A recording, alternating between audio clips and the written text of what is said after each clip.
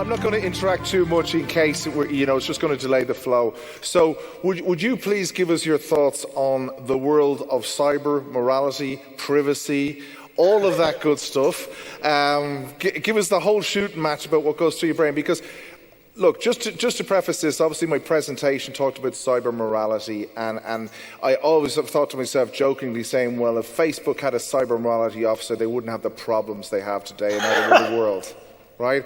And now that Facebook is hiring ex-politicians for their leading roles and their face men and so on with this, we can see how deep it is in society. But look, I'm going to stand back, let you talk for maybe 20 minutes or so, and then I'd like to just maybe then interject and talk about you personally, your future over the next couple of years, where you see things happening, because I'm interested about the midterm elections.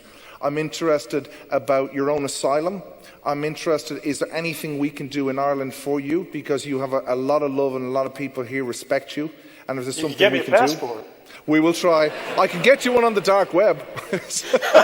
Hey. So Ed, look, I'll hand over to you and please share your thoughts. Yeah,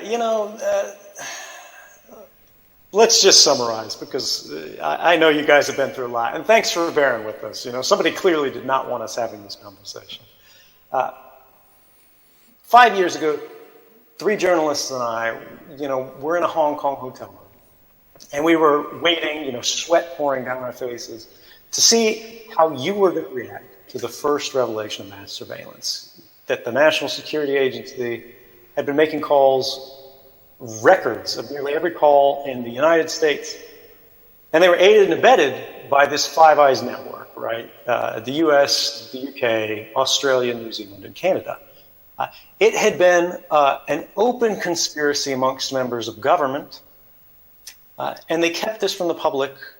We were not given a vote. We were not asked if it was okay. And then suddenly, the world knew.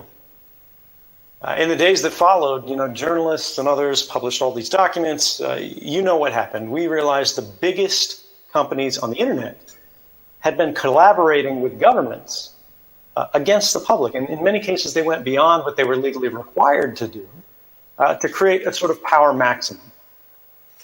Now, I'm an American. I love my country, right? But many of you, when you hear the word American exceptionalism, you probably get a bad taste in your mouth. And I want you to think about what we've seen. You've heard about the murder of journalists by the Saudis. There's nobody in the UK, I think, who hasn't heard about the Russians going around poisoning doorknobs or whatever. Norms are shifting. And I think it's important to consider why that's happening. Assassination is not new. It does not surprise me. This has happened as long as we've had spies, as long as we've had intelligence, honestly, as long as we've had men with sticks. But in the wake of 9/11, the U.S. created a new policy. We engaged in drone warfare. We tried to make our enemies disappear in a safe and politically clean way, without the involvement of courts and other things that got similarly messy. The president simply said, this man has to go. Military officers saluted, missile was fired, enemy was gone. This is American exceptionalism. It is the idea that we can do things we would not permit our competitors, our rivals, our adversaries, even our allies to do. And we tried to create a new kind of surveillance, mass surveillance. We tried to create a new kind of killing, targeted killing, as a sort of a politically correct rebranding of assassination. And the idea was not to create some reign of terror, at least if you believe the government. It was to make the world safer. But there are a lot of countries in the world, and they don't all agree that we should let this one country do whatever they want. So we had set out to create a new exception for ourselves. What it actually resulted in is the world of today. We created a new norm where violence, as long as you can deny it, is acceptable. Where surveillance without limit is permissible so long as you say it's for the right reason and no one can prove you abused it. This is a world where the legality of a thing is all that matters, not the morality of it. You mentioned Facebook and all that. We see it all the time. We don't have protections. We have protections against our governments in many cases that we don't have the benefit of when Google is doing the same thing. How can that be? And how should we fix it? I think what's happened is we've created this world where the meaning of law has become thin. It has been called into question. And a lot of people are, raising their black flags and saying, let's create a new world order. But what's important? We don't need to get rid of law, right? We want to reform it. We want it to work. But what happens when it's not? What happens when we can't reform it quickly? What happens when it's not responsive to us? We don't control it.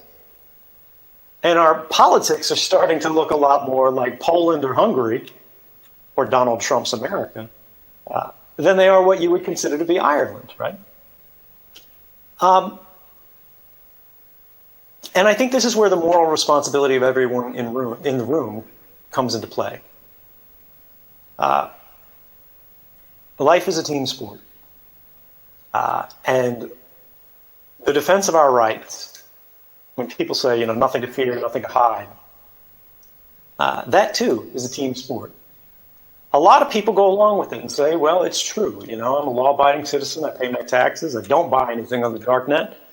Who cares? But it's not about just protecting yourself. It's about protecting your society. It's about protecting your community. It's about protecting your neighbor. And when you give up a right because it's not useful to you, you're destroying that right for the people who need it, for the people who are vulnerable, for the people who are different, for the people who stand out alone. And this, of course, applies in networks as well. When you don't patch, you're harming the herd. How do we apply patch management for democracy? This is the question that we're facing today. And I think the problem is everyone's afraid to try for an answer. We're not going to get it right on the first try. We're not going to get it right on the fifth try. But right now, we're not trying at all. And that's a problem. We need to recognize we're not just technologists. We're not just network defenders, right? We're citizens. And we're not just citizens of our nation. We're citizens of a world, right, that we all share that has finite resources. The only thing that we seem to have an unlimited amount of are conflicts, right? And somebody has to start going, we can pass the best laws of the world in Ireland. That's not going to help people in Russia. That's not going to help people in China. But maybe it should. And the way we do that is by going to more universal law. Go below the mandate that on a page that can't jump off the page and protect you. Right? We protect the law. The law doesn't protect us. The law doesn't mean anything without us. But with technology, with science, with encryption, right? By making your networks not focus on tracking and data collection and analysis, sort of monetizing people's daily activities, we can get back to what the internet was originally intended to be, which is this new domain of the mind, a place where we are free, a place where we are able to share, a place where we are able to connect without prejudgment, because I know people in the room are old enough, they remember what it was like in the 90s when nobody used their real name.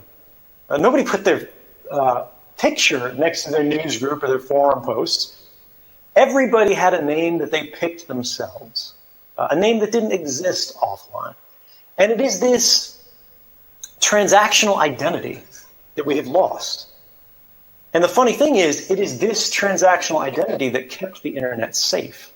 It was when we were not being monitored by our IP addresses, when we were not being monitored by our unique advertising identifiers in our cell phones or on our SIM cards or in our handsets, that we were able to create this momentum, this creative explosion that created an enormous ocean of terrible websites, but within them a few great ideas that allowed us to create, to communicate, to connect, to understand each other. And this, ladies and gentlemen, is what we really stand to lose if we do nothing. It's not about law, it's not about security, it's not about surveillance, it's not about terrorists. It's about democracy. It's about an open and free society where you can be yourself, where you can make mistakes and not have them haunt you for the rest of your life. We are losing not just the right to privacy, we are losing the right to be ourselves. We are being influenced by these outside groups through targeted advertising. We are being influenced by these outside groups through hacking and lies, the delegitimization of real news and the elevation of fake news. And I want you to think about everything that we've inherited, this distance between the conspiracy theories of pre-2013 and the facts of today. And understand that the distance between conspiracy theory and fact in many moments is one voice. And that voice might be yours. More likely than not, you are the person who has the idea that none of the people on stage do. But that idea will not become true if you sit back and wait for it to happen. If you expect these, big rich companies are going to do it. This was the problem that I had when I was at the NSA so many years ago. I had gotten to the point where I realized it was wrong. I had discovered the evidence. I knew I could do something about it, but I knew what the costs would be. I knew it would be hard. I knew it could possibly be dangerous. I knew it would require taking an enormous chance. And so I waited. I waited for somebody else to do it, because I didn't want to take the hit. And as I waited, these programs spread. They became more capable, they became more entrenched, and more countries began doing the same thing. And I want you to think about all of the bad things that you see happening in the world right now, and understand you're not on the hook for saving the world, right? None of us can, I can't, you can't. That's not how it works. But we can move the world one step closer to being saved, each individually, one decision at a time.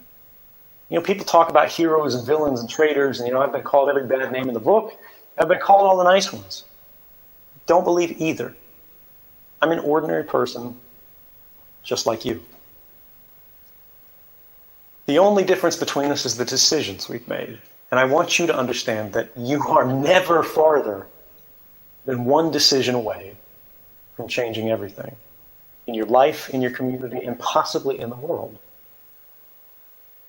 And we can't wait for Facebook to get a chief morality officer. Because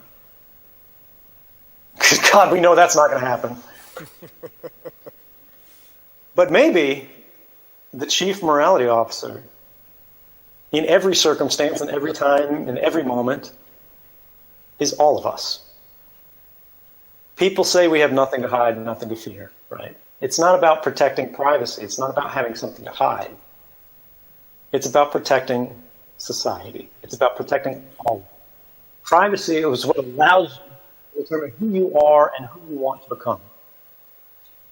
And to stand by while this is under attack, set aside politics entirely, right? And it happens in your networks, right? And you know it's hard. You know it's hard to keep attackers off your network. But if you cut costs, right? If you cut corners, and go, it doesn't matter, it's fine, there's nothing here that's that serious, you're missing the bigger picture. Which just doesn't even matter if they pull your mail spools, if they get your database. It's about all of it in aggregate, for all of our sites, all of our places, all of our business, all of our connections, all of our phones, all of our computers under our desks, like right now, our laptops and our bags. We are the herd. And if we don't protect it, no one else is going to. Okay, and thanks, Ed. So I'm going to get brave now and ask you a question. Hopefully the link will stand up for this. In Trump's America, and we live on a flat world of the internet, and we're all interconnected. Does reality exist anymore? And what is the truth? And how can we all day to day, or even within our job roles if we have influence, protect the world? Because what I find is more and more there's a gap or a delta between the people who are busy with their lives and the people who are on the sidelines screaming, do you know what's happening? Do you know what's happening? They're taking all our data, they're making automated decisions, they're surveilling people, they're murdering people, all of these things. I mean, some of the statistics that I've read recently, whether they're true or false, because what is the truth and what is reality, is there's now 4,000 identified people in the NSA that are suspected of being whistleblowers, that are being heavily surveilled at this moment. There's 1 million people with security clearance, so the numbers are just getting bigger all the time. How do we identify the Trump-esque bull from what's real in the world? And how can people establish trust online to understand what those sources are? I particularly use sources like, for example, credible sources like Guardian newspaper, things like that, that I will say, well, look, there's a good chance these things are fairly robust. Do you have any advice for people on how they can navigate this world?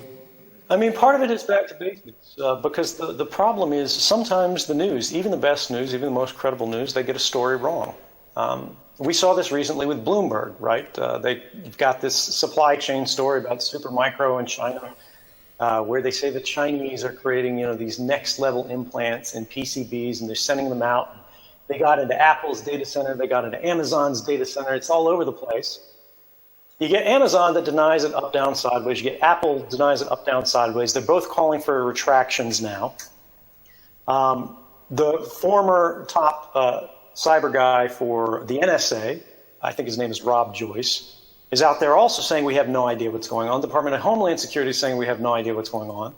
And the reality is Bloomberg got something wrong, right? Supply chain attacks are real. We know they happen. The U.S. does them ourselves, right? We've got pictures of NSA employees opening the Cisco box so they can manipulate it, right? In that case, they're likely just loading bad firmware. But hardware implants are possible. What is true is what you can prove. What is true is what you can test.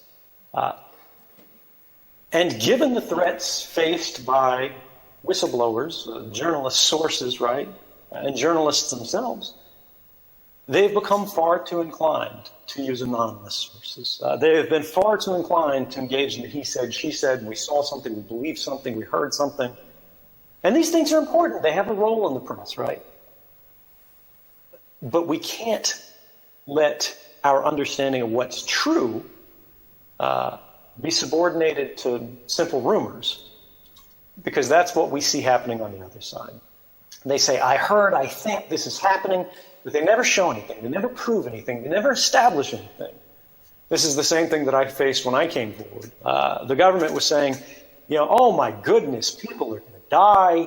Terrorists are going to get through. They're reading this with delight. And the journalists who went along with this report, they have blood on their hands. Well, it's 5 years later, and they've never shown that actually occurred. We've had a number of terrorist attacks since then where we see their operational security hasn't improved at all. They're still using unencrypted drug dealer phones like in the 1990s. We see every government agency that's doing post-mortem on these guys saying, we already knew about them. They were in the system. The problem was actually that we were watching too many people. Our focus was spread too widely. And because of that, we missed the real threats. We missed the things that matter. But I want you to think back to that blood on your hands, sort of screaming without showing it, without proving anything. What is that doing? That is trying to change the conversation from the concrete of these policies and programs, the things that have violated your rights, the things that have narrowed the freedoms that we enjoy across the world, and changing the topic instead to the theoreticalness of journalism in a free society. I said before, newspapers can get things wrong. They have gotten things wrong. They will get them wrong again. But when they show things, when they show their evidence, when they establish their proof, when they name their sources, when they do the best kind of things that we've seen in the past and we will see again, if you can test it, you can prove it. If you can prove it, you can trust it. But the bottom line is the politics of our time are aimed at destroying trust. They're trying to leave us unsure of what's real, what's not. And when this happens, sometimes the best move is back to basics. What is proven? What is shown? Where's the evidence? When we have the evidence, we can make a decision. Okay, and for you, Ed, right, obviously over the last few years, I've seen different interviews with you, and people tend to ask you things like, do you have regrets, all that stuff. And I still feel your energy that you're on a moral crusade. Maybe crusade's the wrong word, but you're very much, your moral compass is pushing and trying to help the world understand these things. And as you say, it's gone beyond privacy. What's the future look like for you? And I know it's hard for you to answer that question in detail, but my understanding is your asylum is going to expire in the next couple of years, which almost synchronizes with the elections in the States, unfortunately, because I think that's really, really shit timing, to be honest, right? To put it straight. We have the midterms coming up in the States, and hopefully America will wake up and do something to help that. Do you think that the world, the awareness you've created, do you think that can be reinvigorated with politicians or whatever, where the forces come from, for people to realize that you, whether it's a plea deal, whether it's a pardon, where's your future so you don't become a pawn, or do you have any real insights on what that might look like, or is it a day-by-day process, Ed? If I would be safe, I never would have left Hawaii. I can't control what happens to me, and so I don't focus on it. I'm going to work as long as I can, as hard as I can, and that's what I'll be judged on. When people look at my life, they can make their own decisions as to were the costs greater or less than the benefits. And I'm pretty confident that I at least can be satisfied knowing actually what did happen because I lived it.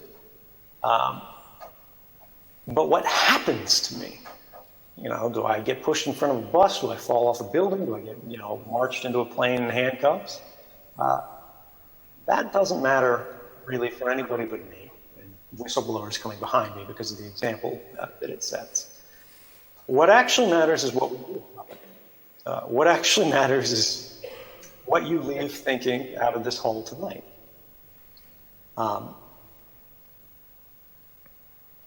Yes, I've had to pay a price. There are consequences to speaking on. But I did it gladly. I did it with open eyes. I knew what I was getting into. And honestly, I didn't expect to be able to speak with you tonight in Ireland. I expected to be sitting in an orange jumpsuit on a prison ship in the Indian Ocean. So all things considered, I'm actually really satisfied. But this is the thing that we need to remember. The fleeting satisfaction, the satisfaction of the moment, the contentment of the time, that's okay. But in terms of progress, I'm never going to be satisfied. I've had one condition for going to the United States and facing any trial they want to throw at me, and that's that they give me the chance to argue to the jury what it is that I did, why I did it, and for them to decide if that was right or wrong. That's the basis of any fair trial. Under the laws of the United States as they are today, that's not permitted. You can't tell the jury why you did what you did. Your motive doesn't matter. The law does not distinguish between people who gave information to journalists for the public good and people who sell secrets to spies for their own private benefit. And I think that's a tragic thing, and I think that harms not just the United States and its reputation. I think that harms its allies, and I think that harms the press broadly, because we have been in the past a champion of the right to speak, the right to publish, and I hope that we will again. But the only way that's going to happen is if people take risks. So yeah, in terms of what's going to happen to me, this may sound pat, but I don't care. Okay, Ed, I really appreciate your time here today. Before I go, I think people like yourself, Chelsea Manning, our credit to humanity for what you've done. Genuinely. Thank you so much.